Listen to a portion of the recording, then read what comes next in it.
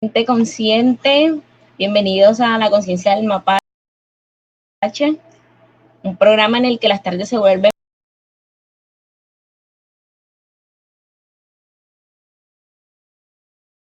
más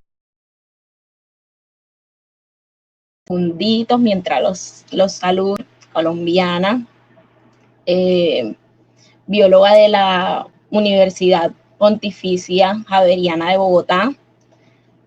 Tiene estudios, énfasis en ecología funcional de mamíferos y también tiene máster en prácticas de conservación de biodiversidad en el Centro Agrónomo Tropical de Investigación y Enseñanza de Costa Rica, con 14, nada más y nada menos que 14 años de experiencia.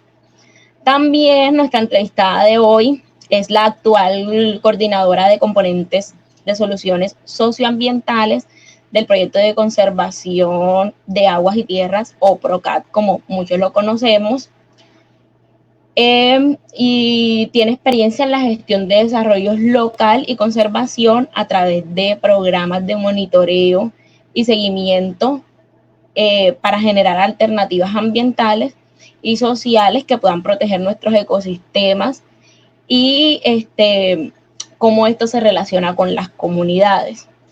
Entonces, sin más, vamos a darle la bienvenida con todas estas cualidades que les acabo de decir, a Gina Gómez. Bienvenida, Gina.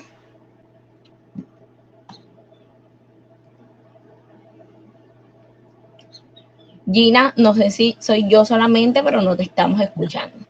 Hablando con el micrófono apagado, por supuesto. Okay. Muchísimas gracias, buenas tardes.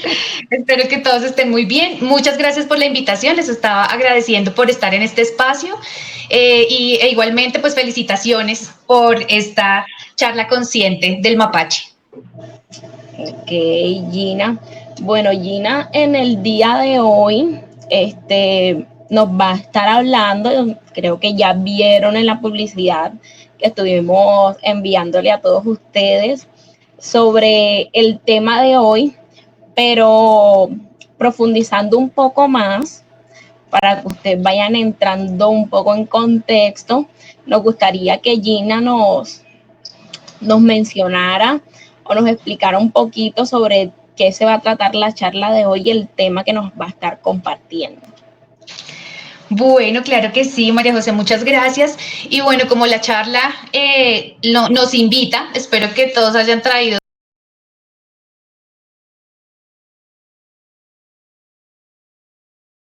su cafecito, que estemos listos para tomarnos un café mientras conversamos de conservación y bienestar, porque lo que venimos a hablar hoy y que esperamos mucha interacción por parte de ustedes que nos están escuchando, hagan todas las preguntas que quieran, que si no tenemos la respuesta nos queda de tarea y se las contamos después, pero la idea es contarles efectivamente qué es lo que hemos venido haciendo en PROCAT Colombia desde hace ya varios años, en donde lo que hacemos es identificar necesidades del territorio, necesidades de conservación y necesidades de las comunidades para articular todas estas dimensiones y poder generar estrategias concretas que aporten a cada uno de estos elementos que les acabo de conversar. Entonces, hoy vamos a hablar específicamente de la estrategia Jaguar Friendly o Amigos del Jaguar. Okay, muy interesante de inicio ese nombre, Jaguar Friendly. Entonces, Gina, ¿cómo nació ese proyecto de Jaguar Friendly? Bueno, quisiera poder complementar la charla con algunas imágenes mientras vamos conversando, entonces si me puedes dar paso a compartir pantalla. Súper, muchas gracias. Denme un segundo, ya ustedes me dicen.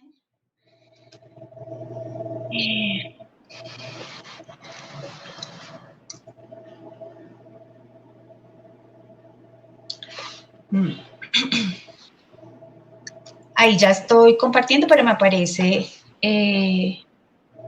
como apagada la pantalla.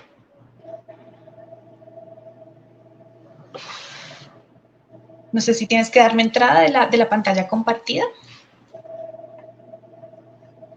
A ver. Porque no están viendo mi pantalla, ¿verdad? Parece que estás compartiendo, pero no vemos el contenido. Vale, mientras intento aquí volver a compartir, les voy contando cómo surge la estrategia Jaguar Friendly. Resulta que todo inicia en la Sierra Nevada de Santa Marta, donde habíamos venido trabajando con comunidades en la parte alta de la sierra, por el lado precisamente de Santa Marta. Y lo que había estado sucediendo es que, digamos que como hay unos bosques bastante conservados, la fauna silvestre tenía cierto equilibrio, pero más o menos en el año 2015 comienzan a reportarse una serie de eventos de predación de animales domésticos por parte de felinos silvestres. Entonces, cuando las personas comienzan a hacer estos reportes a la corporación, nosotros llevábamos, digamos, un camino elaborado, estructurado, en donde habíamos estado trabajando en otras áreas sobre cómo hacer que la ciencia aportara a la conservación de los felinos y al bienestar de las comunidades para mitigar o por lo menos para poder reducir ese riesgo de ataque que tienen los felinos silvestres hacia los animales domésticos. Entonces, cuando la corporación nos llama para consultarnos qué puede estar pasando, porque estos ataques hacia fauna doméstica por parte de felinos no se había dado en la sierra porque, digamos, su conservación, había suficiente hábitat, pues no había hecho que los felinos se vieran obligados a consumir fauna doméstica. Entonces, cuando esto sucede, comenzamos a preguntarnos, bueno, ¿qué está pasando, no? Si todavía hay cierta franja de hábitat grande. Lo que empezamos a ver es que muchos de los felinos, dentro de su desplazamiento, que finalmente la deforestación es la que hace también que ellos se desplacen de su territorio normal, empezaron a bajar de la sierra hacia la falda de la montaña, y pues hacia la falda de la montaña es donde hay más ganadería, en la parte alta no. Entonces empezaron a encontrarse con ganado y ahí empezó a darse este tema de ataque al ganado principalmente, a otros animales menores que generalmente pueden ser cabras.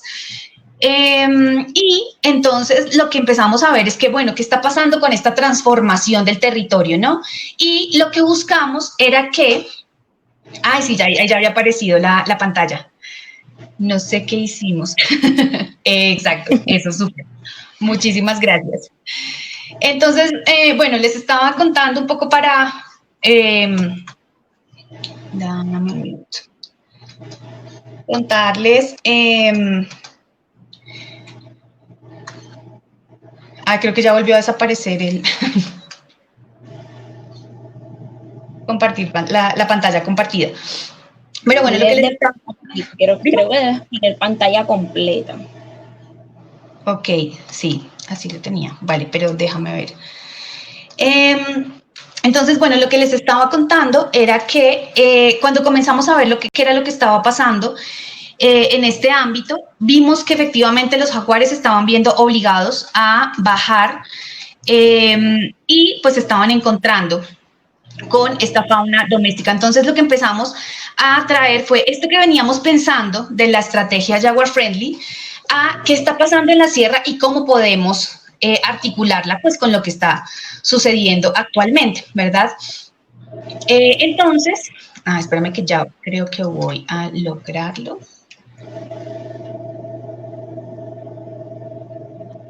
Ahí tú me dices si ya va en mi pantalla. Sí, claro, ya. Sí, okay. Vale, entonces, un poco rápidamente en resumen lo que les venía contando, ¿por qué jaguares y por qué Sierra Nevada? Entonces, digamos que este enclave de la Sierra Nevada es un punto muy importante para no solo los jaguares, sino para toda la fauna. Al ser la única montaña que está cerca al mar, tiene un privilegio de contar con todos los pisos altitudinales y pues que las especies que están ahí son bastante especiales precisamente por eso, porque están separadas del resto de la cordillera. Entonces, lo que empezamos a ver a partir de esto, desde las líneas que manejamos en PROCAT, en donde trabajamos con las comunidades, realizamos monitoreo, hacemos planeación sistemática de la conservación en los territorios, hacemos procesos de restauración de las áreas y también generamos capacidades en las comunidades. Empezamos entonces a ver lo importante y lo necesario que era poder entrar a esta zona de la Sierra Nevada, que como vemos pues tiene bastante vegetación, pero que aún así estos bosques que eran pristinos hace muchos años, comenzaron a tener ciertas presiones fuertes en la que pues fue cambiando el uso del suelo y la ganadería en la parte baja, como les estaba mencionando, pues es una de esas actividades que se ha venido dando. Y esta transformación, no solo con actividad pecuaria, sino también agrícola, como esta que tenemos grandes extensiones, en una parte tenemos palma, en otras partes tenemos banano, por ejemplo, hace que ese hábitat se fragmente y pues que efectivamente el jaguar ya no tenga la misma disponibilidad de recursos que tenía antes. Entonces, a partir de esto, se fue generando, digamos, la necesidad de identificar cuáles son las presiones específicas que tiene el jaguar en la zona, ¿no? Entonces, esta región de la Sierra Nevada básicamente está con una gran presión por deforestación, cacería de las presas del jaguar, y un conflicto que podemos hablar después, porque no específicamente conflicto, porque el jaguar no está buscando problemas, ¿cierto? Él va buscando comida, pero lamentablemente se encuentra con los animales domésticos que tenemos. Y entonces a partir de esto, lo que dijimos es, bueno, ¿cómo hacemos que todo esto tenga sentido para las comunidades, ¿no? Entonces, ¿cómo transformamos la ciencia en conservación específica en el territorio? Entonces, aquí es cuando empieza todo este camino de lo que puede ser Jaguar Friendly, y estos son, pues, digamos, los 3 países en los que habíamos estado. Digamos que Costa Rica fue el primer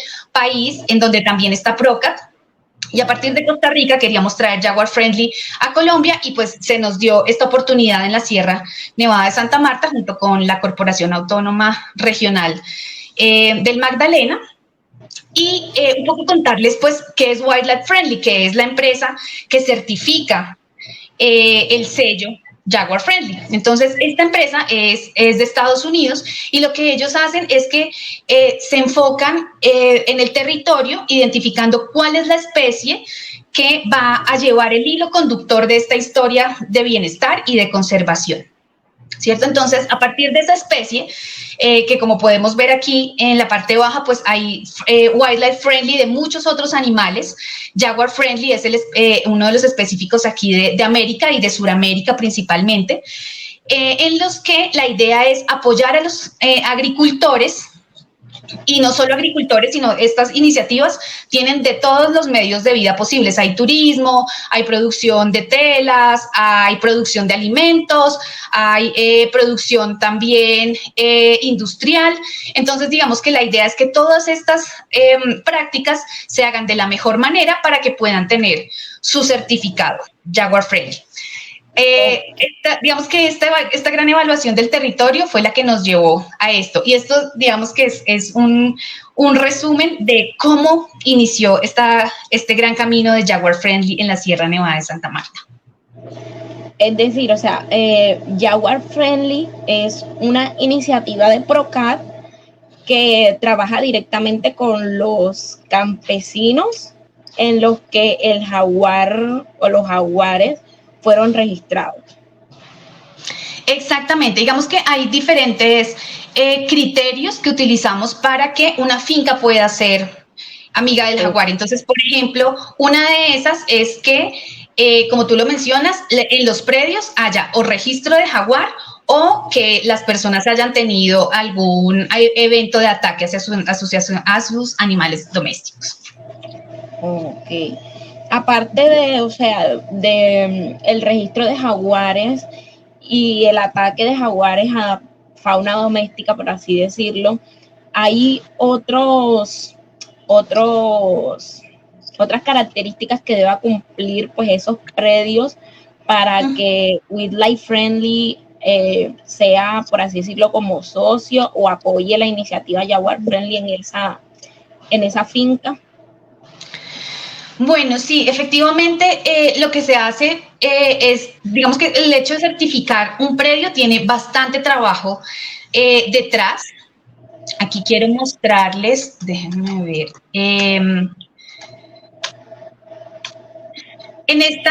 Aquí digamos que ejemplifico un poco la ruta de cómo se certifica un predio, un poco para mostrar lo que nos estás preguntando.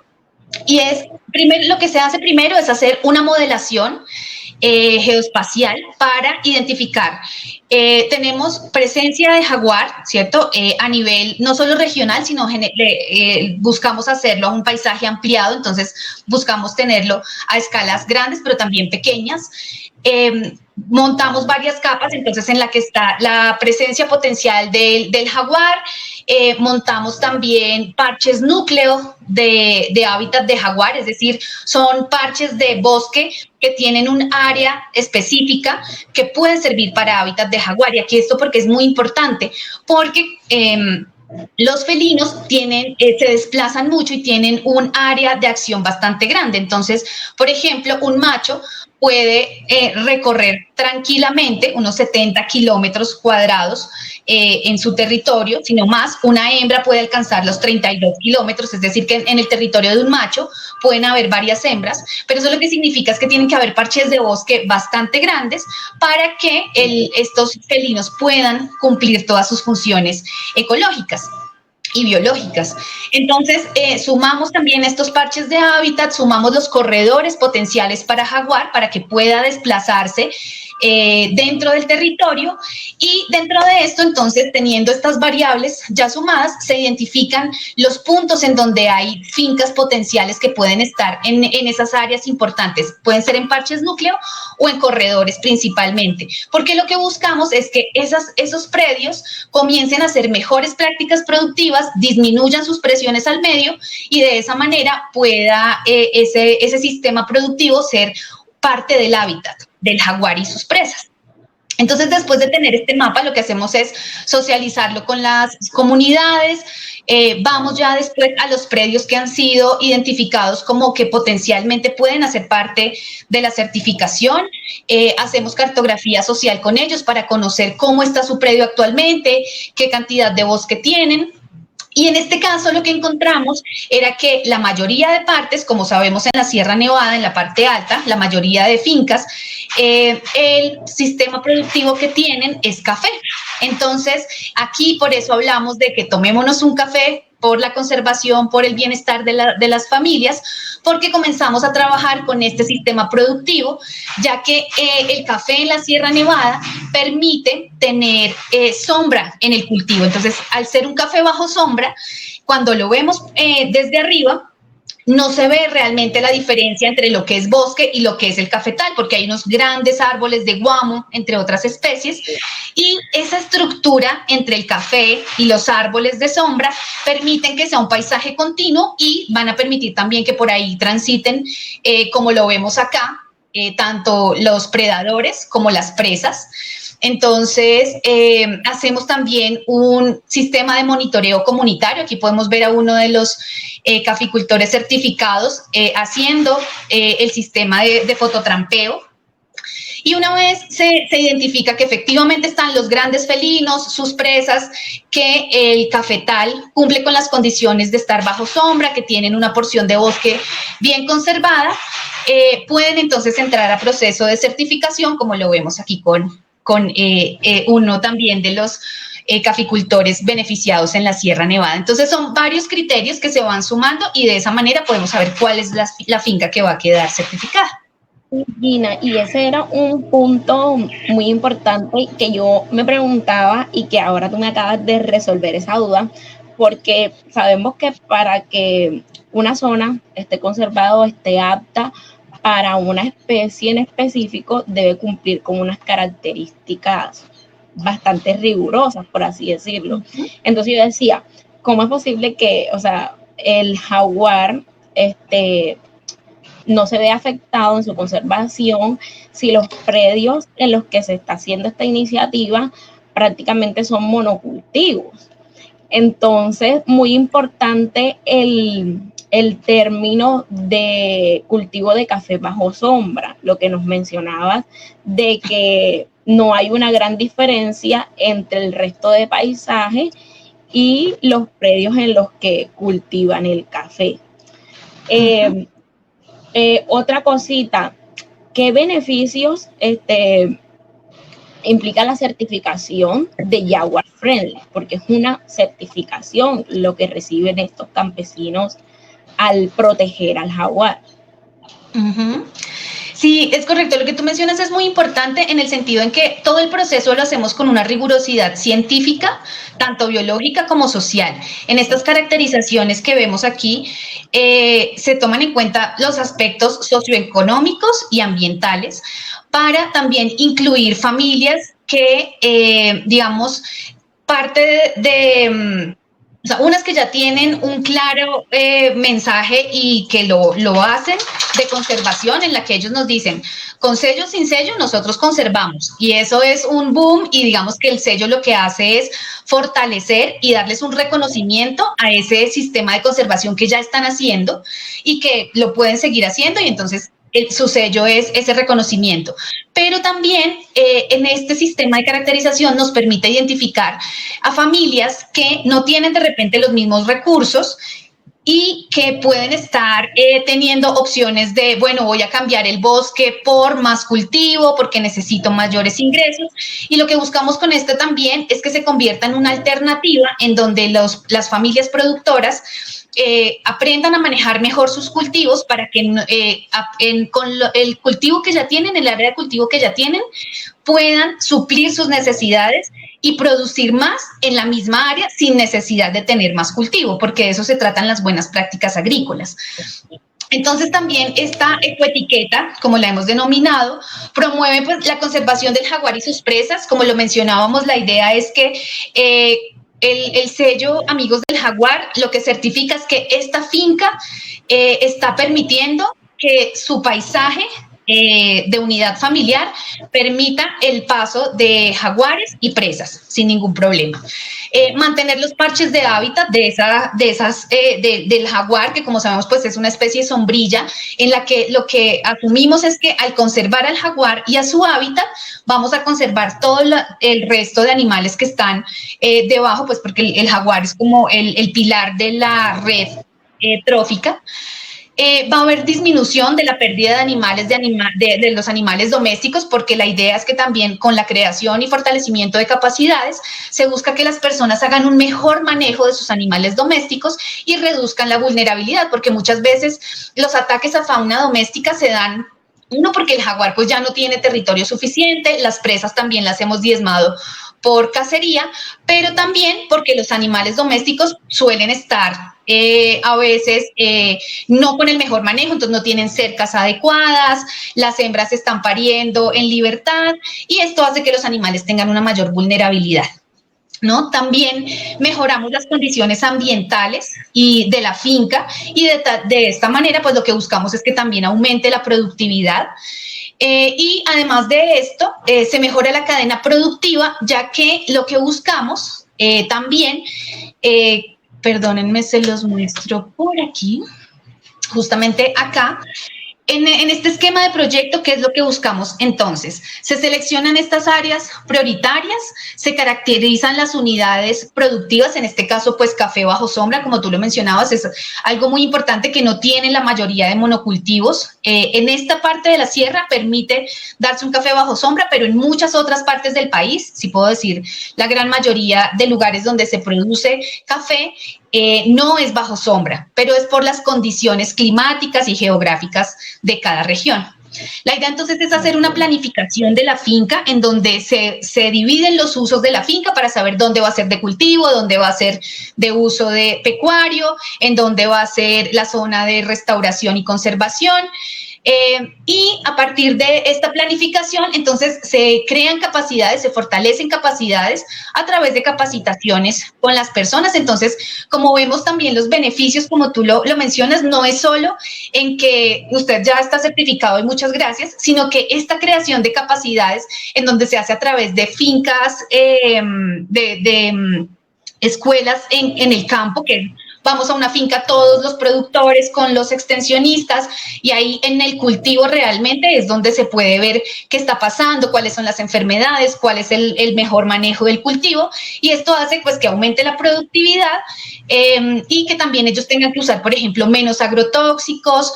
La idea es que el café de la sierra es orgánico entre más alto esté, pero entre ya las que están un poquito más abajo empiezan a tener algunas problemáticas y la idea es que puedan mantener ese café orgánico que tienen. Y a partir de que ya se da la certificación a las fincas, entonces la idea es buscar los mercados de comercialización en donde lo que hemos logrado hasta el momento es que este café vaya a otros mercados internacionales, pero también nacionales, en donde en el 2019-20, si no estoy mal, salió esta edición especial de Café Juan Valdés, la cual se produjo con el café de una de las fincas Jaguar Friendly de la Sierra Nevada.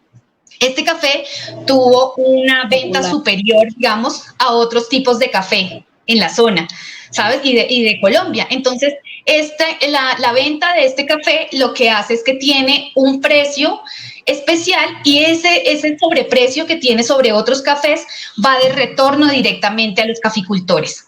Entonces, ellos van a tener un aporte adicional económico, pero también el reconocimiento, como podemos ver aquí, ellos son los primeros caficultores certificados en Costa Rica y se nota la apropiación del producto que tienen, ¿no? Este es el producto pura vida que se.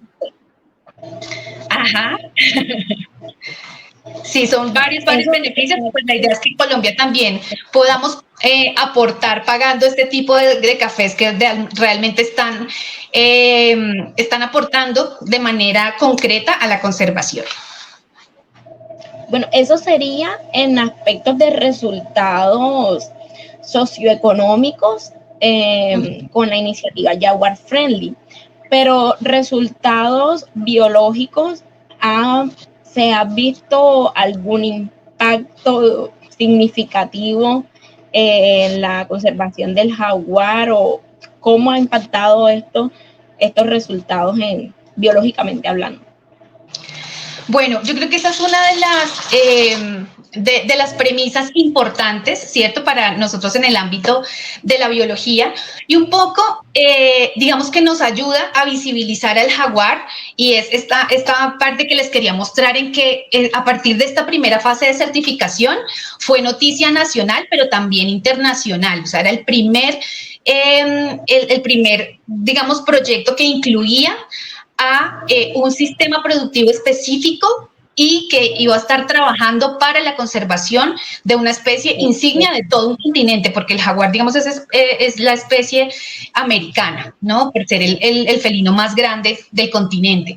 Entonces, esto uno le da visibilidad al jaguar porque, y lo hemos podido notar, cuando hemos tenido reportes de que lamentablemente han habido ataques, aunque hemos tenido un menor reporte de ataques, debe decirse a partir, digamos, de los reportes de la corporación, es posible y que lo que pase es que muchas personas también no reportan cuando sucede un ataque a sus animales domésticos y esto hace pues que no tengamos las cifras claras.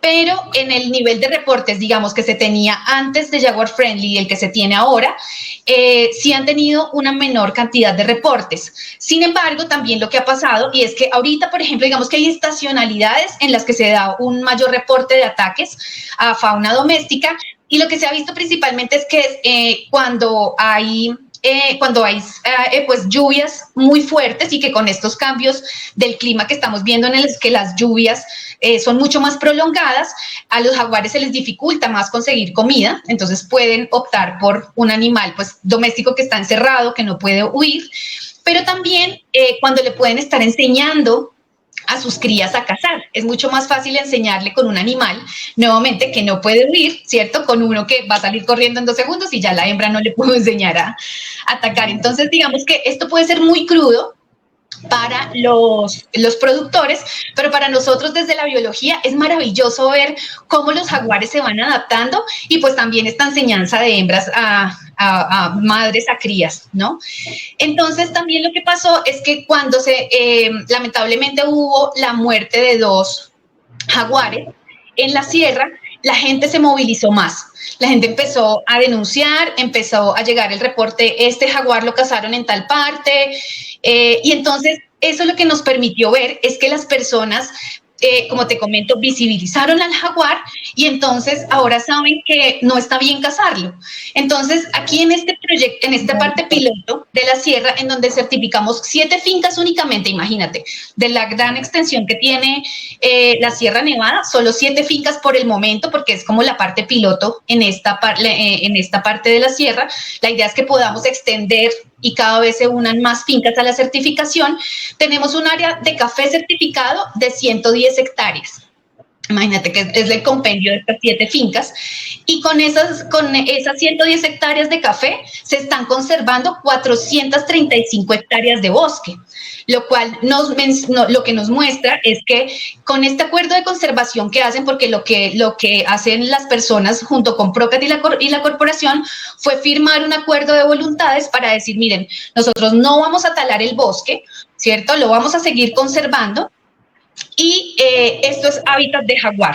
Ellos se sienten identificados, se sienten orgullosos de saber que están en el territorio jaguar y que lo están aportando a su conservación. Los sistemas de monitoreo que realizamos se han hecho aproximadamente cada 2 años. Llevamos únicamente dos T de monitoreo porque la pandemia, ya sabes que nos frenó muchas cosas. Pero digamos que dentro de lo que hemos visto en las cámaras no hemos podido captar al jaguar, pero sí hemos encontrado huellas en las fincas. Entonces está corroborado que el jaguar está pasando por allí y las mismas personas, los trabajadores de las fincas nos dicen, es que estamos viendo más seguido las huellas y el jaguar solo está pasando y no se está comiendo a ningún animal doméstico. Entonces, aunque no tenemos en el monitoreo todavía, digamos, el registro fotográfico para saber frecuencias de captura y demás, sí tenemos a través de monitoreo comunitario la certeza de que el jaguar está en el territorio. Excelente. Bueno, Gina, para pasar ahorita a un espacio de preguntas de la gente consciente que nos está visualizando a través de Facebook, vamos a hacer una última pregunta que me llama mucho la atención. Y es, seguramente en la Sierra Nevada hay muchísimos más agricultores que producen otro tipo de cultivos. ¿Por qué el proyecto de Jaguar Friendly se centra o se vinculó directamente a los caficultores? Bueno, María, ahí te cuento que, digamos, como te comenté y les comenté al inicio, en Wildlife Friendly, lo que ellos buscan es apoyar diferentes medios de vida que aporten a la conservación de la especie objeto de conservación, que en este caso es el jaguar, ¿cierto? Entonces, en este caso, como el área que nos permitía encontrar las características específicas de hábitat de jaguar, que fuera grandes áreas de bosque conservado, y este café bajo sombra que nos permitía dar la continuidad de hábitat, nos centramos específicamente en el café, ¿cierto? En donde la idea era que fuera un escenario de cobeneficios, tanto para la parte biológica como para la parte de las comunidades, y que, digamos que los productores de café en Colombia, digamos, tienen altas y bajas, ¿no? Tanto por el precio del café. Entonces, su bienestar es también, digamos, a veces puede ser incierto. Las personas dicen, este año nos pudo ir muy bien, pero no sabemos si el otro año va a estar igual de bien. Entonces, nuestra idea es poder estabilizar un poco esos ingresos y manejo del café de tal forma que su bienestar también se vea constantemente beneficiado. Entonces, esta producción sostenible que ellos ya estaban teniendo, porque como te menciono, digamos que la parte del café de la Sierra Nevada es uno de los que se puede manejar de manera orgánica. Ellos ya estaban haciendo buenas prácticas, lo que hicimos fue entrar a verificar, pero también a fortalecer las capacidades para que tuvieran mejores prácticas productivas y esto nos permitía, como es un proyecto, piloto en la parte de la sierra, nos permitía ver qué sí funcionaba y qué no funcionaba, ¿cierto? Digamos que teníamos ya algunos elementos controlados para saber que el sistema del café fuera ese sistema productivo que nos permitía entrar con la estrategia Jaguar Friendly e ir mirando si funcionaba o no. Sin embargo, te cuento aquí también, un poco en primicia, que tenemos, aparte de la Sierra Nevada, también en este momento estamos culminando la certificación de predios en el Caquetá. Estamos en 3 municipios, que es Doncello, San José del Fragua y Belén de los Andaquíes, en donde estamos trabajando con 2 sistemas productivos, que es café y cacao. Entonces, aquí lo que quería mostrarles también era que ver que Jaguar Friendly no es solo de café, sino que también podemos ir explorando otros sistemas productivos, pero no solo sistemas productivos, sino cualquier medio de vida, como te mencionaba antes también, el turismo, ¿cierto? Producción de o usos secundarios del bosque, por ejemplo, y aquí se priorizaron fincas, que aquí lo que vemos en amarillo es hábitat y corredor de jaguar, y se priorizaron fincas que estuvieran cerca a estas áreas y que necesitaran el fortalecimiento de sus cultivos para hacer pues una mejor producción. En este caso, por ejemplo, tenemos 58 fincas ya en proceso final de certificación, en donde 17 son caficultores y 41 son cacaoteros. Entonces, aquí lo que podemos ver, como ves, también es de acuerdo con la región. Un poco lo que tú decías, en la sierra hay otros sistemas productivos, pero digamos lo que predomina es el café. Aquí en el Caquetá, lo que predomina en la zona baja es el cacao y el café está también pues hacia las zonas altas. Entonces, teniendo en cuenta este proceso que realizamos, aquí en Caquetá tenemos 41,4 hectáreas de café certificado, y de cacao son 116 hectáreas aproximadamente, y de bosque para café tenemos 297 hectáreas y en los sistemas de cacao 533 hectáreas de bosque. Entonces, pues aquí lo que podemos ver es que hay personas comprometidas, personas interesadas con realmente producir sin generar un impacto negativo hacia el medio, porque también un poco lo que resaltamos mucho con ellos es la conservación, no es allá el bosque lejos, quieto y que no lo puedo ni ver. No, la conservación se hace desde las unidades familiares y todo lo que hacemos en las fincas también puede ser conservación. Entonces, hacia allá es hacia donde vamos y pues ahora entonces no vamos también solo a tomar café, sino que vamos a poder tomar cacao amigo del jaguar. Espectacular, ¿no? Y que a la final eso es lo importante, ¿no? Que, y eso es un tema que hablamos mucho entre la comunidad de estudiantes, por lo menos en la Universidad de Cartagena, que muchas veces los biólogos nos centramos full en producir artículos que nos informen sobre el estado de conservación de un área X, pero nos estamos olvidando en muchos aspectos del trabajo que se debe hacer con la comunidad. Entonces, eso es un punto súper espectacular, el trabajo con la comunidad. Entonces, bueno, y para que vean que hasta aquí en la conciencia del mapache recibimos primicias, hoy nos vamos con una primicia de que la estrategia Jaguar Friendly no solamente se va a hacer en cultivos de café, sino también en cultivos de cacao. Vamos a abrir 2 o 3 minutitos antes de terminar con la transmisión de preguntas para que todos nuestra gente consciente escriban en el chat sus preguntas, le hagan sus preguntitas a Gina, que está encantada de responder todo lo que tengan para preguntarle. Claro. Entonces, que sí. Vamos a abrir ese espacio. A ver, ahí hay una pregunta. Si el jaguar llegase a extinguirse, ¿cuáles serían las alternativas para compensar el desequilibrio ecológico? Pregunta bastante profunda.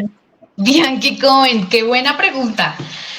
Bueno, mira, digamos que en el concepto ecológico, cada especie tiene un lugar en el ecosistema, ¿verdad? Lo sabemos, y funciona como un rompecabezas. Entonces, cada vez que sacamos una pieza de ese rompecabezas, va quedando cojito, ya no vemos el paisaje completo, ¿cierto? Al ser el jaguar una especie tope en esa red trófica, lo que sucede, por ejemplo, con la mayoría de carnívoros que son predadores, y aquí quiero hacer un paréntesis porque me parece interesante tocarlo aquí en esta pregunta de Bianchi, y es que hay una diferencia entre predadores y depredadores, ¿sí? Entonces, los predadores son los que entran a un sistema y toman lo que necesitan específicamente para sobrevivir o para vivir, no toman más de lo que necesitan. Los depredadores son los que entran a un sistema y por el contrario arrasan con todo lo que está a su paso, ¿cierto? Entonces, por eso, digamos que si nos remontamos a la película Depredador, es este ser que entra y destruye todo a su paso. Los jaguares no son depredadores, son predadores, porque ellos, como lo comentábamos, no van buscando problemas, no van buscando arrasar con todo lo que hay a su paso, sino que van buscando comida. ¿Listo? Entonces, por ejemplo, el jaguar es un animal que ataca al acecho, ¿cierto? Al acecho no, perdón, él ataca de sorpresa, el puma es el que ataca al acecho. Entonces, el jaguar solo cuando tiene hambre va a buscar la presa que se va a comer, pero él no está esperando ahí para atacarnos, por ejemplo, a los humanos. Los jaguares no comen humanos, esto quiero que por favor lo dejemos muy resaltado. Pueden atacar humanos, por supuesto, eso ya si quieren lo tocamos en un momentico, pero no nos atacan porque sí. ¿Listo? Entonces, ¿qué pasa si desaparecen los jaguares del sistema? Va a ocurrir o se va a desencadenar un fenómeno que se conoce en ecología como el desarrollo, digamos, de mesopredadores, ¿sí? O liberación de mesopredadores. ¿Qué quiere decir esto? Que esos predadores que están más abajo del jaguar, que también son carnívoros, van a empezar a crecer sus poblaciones de manera desmesurada porque ya no hay quien los controle, y lo que va a pasar es que van a empezar a consumir los recursos en exceso porque ya sabemos que a mayor número de individuos, pues más recursos se consumen. Entonces, esta liberación de mesopredadores lo que va a hacer es que hay un desequilibrio, primero. Ahora, ¿cómo podemos, para ir a la segunda parte, pues digamos, o de la pregunta específicamente, que cuáles son las alternativas para compensarlo? Digamos que si lo vemos de manera cruda en esto que hablamos de, pues que hay mesopredadores, que hay liberación de mesopredadores, pues lo que hay que entrar a hacer es controlar esas poblaciones de mesopredadores. Por ejemplo, ¿qué es lo que pasó en Yellowstone, ¿cierto? En donde acabaron con los lobos, mataron a todos los lobos y también a los pumas, y entonces por ejemplo, los ciervos en este caso comenzaron a sobrepoblar el parque y comenzaron a consumir toda la vegetación del parque. Esto se salió de control y ahí fue cuando se dieron cuenta, pues, que estos grandes predadores son los que mantienen controlados a estas otras especies. Y lo que entraron a hacer, que fue, pues primero, cacería masiva de ciervos, pero vieron pues que no era suficiente, ¿cierto? Entonces, ¿qué hicieron? Reintroducir a pumas y reintroducir a lobos. Entonces, ahí pues lo que vemos efectivamente es que aunque los humanos creemos que podemos mantener todo bajo control, la naturaleza actúa de diferentes maneras, y pues la pérdida de una especie tan importante como el jaguar seguro que va a desencadenar muchas cosas que todavía probablemente no las conocemos, aparte pues de esta liberación de la que ya hablamos. Pero que solo las podremos saber cuando desaparece una especie, que hasta ahora, por ejemplo, estamos sabiendo pues las consecuencias que tiene la desaparición de algunas especies hace ya algunas décadas. Entonces, sí, no es tan fácil de repente como entrar como humanos a controlar lo que puede pasar después de una extinción. Claro. Bueno, Bianchi, tu respuesta a tu pregunta súper interesante. Muy chévere, vamos sí. a ver si hay ¿Más preguntas?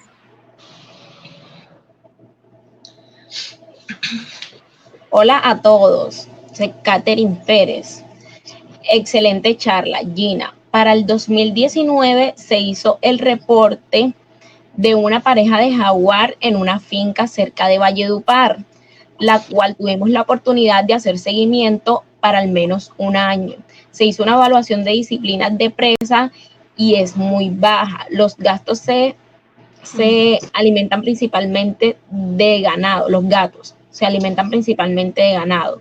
¿Qué se puede hacer en esos casos o a quién podríamos acudir? Bueno, Catherine, muchas gracias. Un saludo para ti. Y bueno, en este caso, digamos que ese estudio que ustedes hicieron de disponibilidad de alimento es uno de los datos fundamentales que hay que tener, porque muchas veces no sabemos qué hay en el entorno en el que estamos llevando a cabo estudios o en donde conviven las comunidades, y si no sabemos cuánto hay, tampoco sabemos cuánto más puede aguantar ese sistema sosteniendo a los predadores, por ejemplo. Entonces, en este caso, hay que entrar a hacer, digamos, de manera a corto plazo y corto y mediano plazo, dos estrategias principales. La primera, que es generación de espacios para que las presas puedan volver a mantener sus poblaciones en lo posible estables, es decir, que crezcan sus poblaciones en el momento. Muy probablemente, o digamos que no sé si dentro del estudio que hicieron están las causas de por qué esas presas están diezmadas. Entonces hay que entrar a ver si es por cacería, es también por pérdida de hábitat, ¿cierto? Por disponibilidad de recursos para las presas, puede ser alimentaria, de pareja, fragmentación del hábitat. Todos estos elementos hay que entrar a saber, bueno, ¿por qué es que hay pocas presas? Y entonces desde ahí surge la estrategia para que éstas puedan aumentar su población. La segunda es sí o sí el manejo adecuado de los sistemas productivos de ganadería. Es necesario tener buenas prácticas en el sentido en que hay que tener buenas cercas. Digamos, si en lo posible, cercas eléctricas son unas de las que más funcionan para que los felinos no logren llegar hasta el ganado. Sabemos que puede tener un mayor costo, pero ahorita también hay muchas opciones tecnológicas que permiten tener estas cercas eléctricas a menores costos. También debemos tener un manejo adecuado de los partos, por ejemplo. Déjenme ver si mientras les voy contando. Les voy a mostrar unas imágenes que tenemos de un tríptico que de hecho se los puedo pasar para que ustedes nos lo ayuden a compartir, que es muy, muy interesante, en el que damos estas diferentes opciones de lo que se puede hacer en una finca. Entonces, aquí podemos ver en el que hay que tener entonces, como te comentaba, manejo de las cercas eléctricas, ¿cierto? Se pueden instalar espantapájaros, es decir, hay que implementar estrategias de ahuyentamiento, que es para que el animal no se acerque a los establos, por ejemplo, o a los potreros, pero también técnicas de manejo del ganado. Entonces, se pueden hacer espantapájaros con ropa vieja.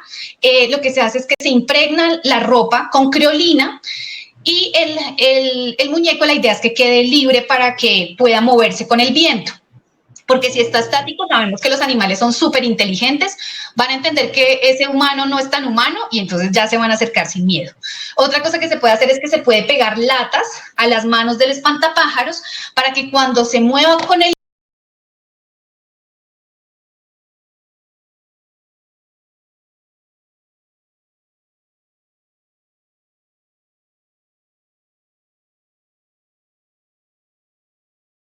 viento, las latas peguen, y esas son presas de preferencia del jaguar, que son venados, el cerdo de monte o saíno, también las tortugas, que eso pues son unos de los animales que digamos que compartimos culturalmente, por consumo cultural, lo compartimos con los felinos. Evitar la cacería por retaliación, que es esta cacería que cuando un felino ataca a un animal doméstico, digamos que el método de control que utilizan los humanos es ir a cazar al felino. Sin embargo, lo que hemos visto es que a veces ni siquiera es el jaguar o el puma el que está en la zona, pueden ser perros, incluso hemos tenido muchos casos de ataques por perros y aún así los productores dicen como no, fue el tigre y van y buscan un tigre y se lo sacan de donde no es. Entonces, evitar esta caza por retaliación.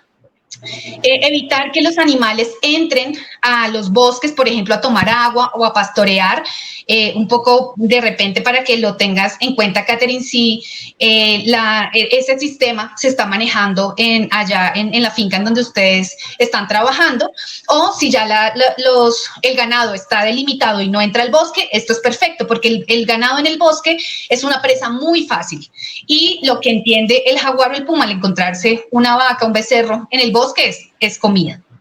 ¿Listo? También el manejo. Una cosita muy importante que ella hizo en la pregunta es que si hay alguna entidad a los que ellos puedan acudir en esa situación. Gracias, sí, había olvidado esa parte de la pregunta. Muchas gracias, María. Sí, efectivamente, las corporaciones autónomas regionales son las encargadas de dar asistencia a los productores en estos casos. ¿Sí? Siempre que tengan un evento de ataque, repórtenlo ante la autoridad ambiental. Si ustedes vieron, porque vieron huellas, hay heces frescas, igualmente reporten que el animal está en la zona, porque esto también ayuda a disminuir el riesgo, ¿cierto? Si ya las autoridades saben por dónde se está moviendo el puma, el jaguar, entonces es más fácil identificar hacia dónde tienen que direccionar, digamos, la atención en ese momento. Entonces, con la corporación ustedes pueden pueden escribir un correo y avisar que necesitan una visita, que por favor les hagan el acompañamiento, y ellos deben tener sus formatos de registro para hacer el acompañamiento en campo. Entonces, directamente con ellos, igualmente, si tú quieres, Catherine, nos puedes escribir y podemos ver cómo desde PROCAT podemos darles mayor información y acompañarlos en el proceso, por supuesto, en lo que necesiten. Ok. No sé si vamos a elegir inteligentemente una última pregunta para despedirnos de Gina y de todos ustedes,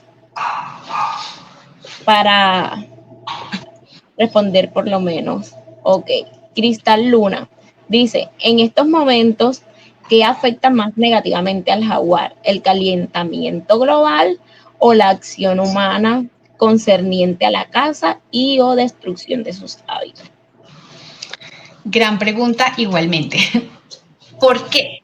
Porque efectivamente, digamos, de lo que hemos visto y en uno de los últimos estudios que realizamos en PROCAT, en donde lo que se evaluó era la afectación que iban a tener los roles ecológicos y los servicios ecosistémicos en las diferentes especies de importancia cultural a raíz del cambio climático. Lo que vimos, digamos, y también por información secundaria, lo que sabemos es que el cambio climático como tal no afecta directamente al jaguar, ¿sí? Es decir, el jaguar es una especie grande que tiene cierta plasticidad, menos que el puma, pero es bastante plástica como cualquier felino.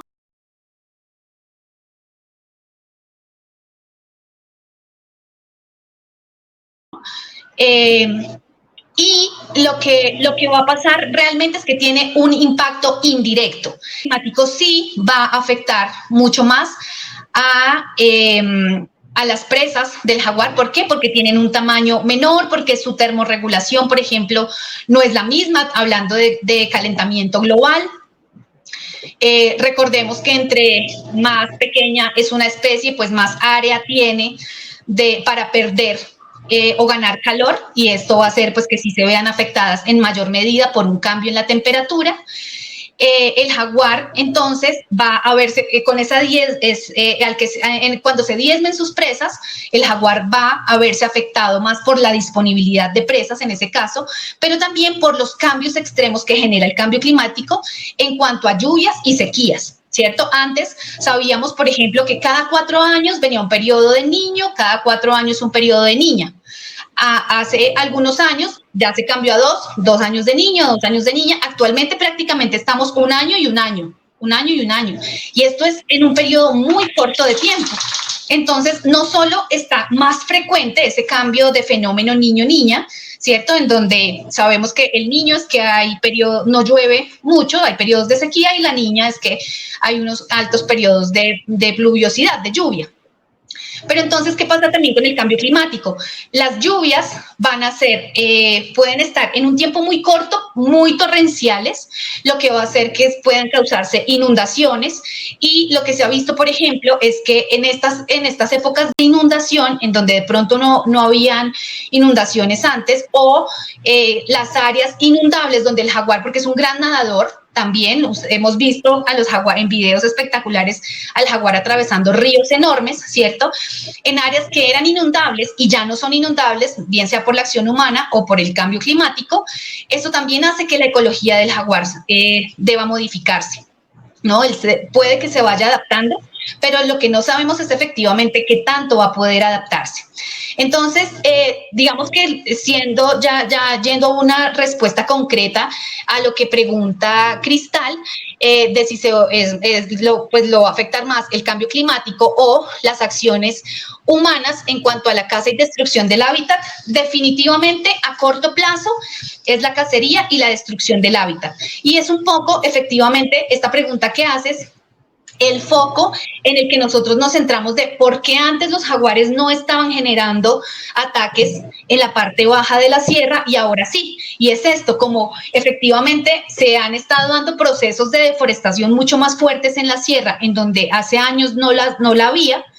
Esa destrucción del hábitat hace que los animales tengan que emigrar definitivamente, al igual que la cacería, ¿no? Sabemos que al destruir su hábitat y nosotros ir expandiendo nuestros sistemas productivos, pues hay mayor probabilidad de que los jaguares o los pumas u otros predadores se encuentren con animales domésticos y haya un mayor riesgo de consumo, y ahí retaliación por cacería por retaliación, perdón. Entonces, realmente digamos que también tenemos que hablar a plazos, ¿no? Corto plazo, cacería y destrucción del hábitat definitivamente.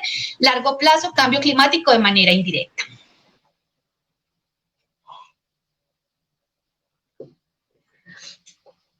Muchas gracias a todos los que hicieron sus preguntas muy, muy interesantes.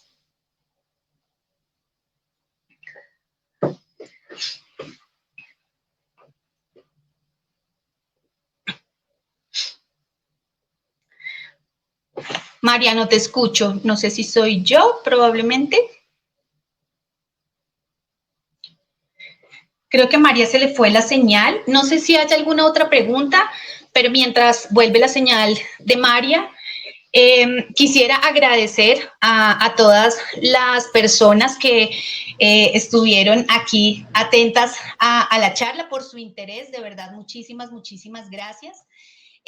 Si están interesados entonces en contactarnos, denme bueno, sí, si quieren y pueden volver a poner mi presentación, por favor. Aquí les voy a compartir.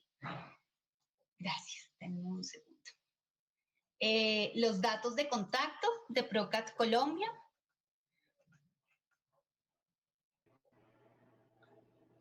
Ay, creo que se desmayó. Sí, qué pena.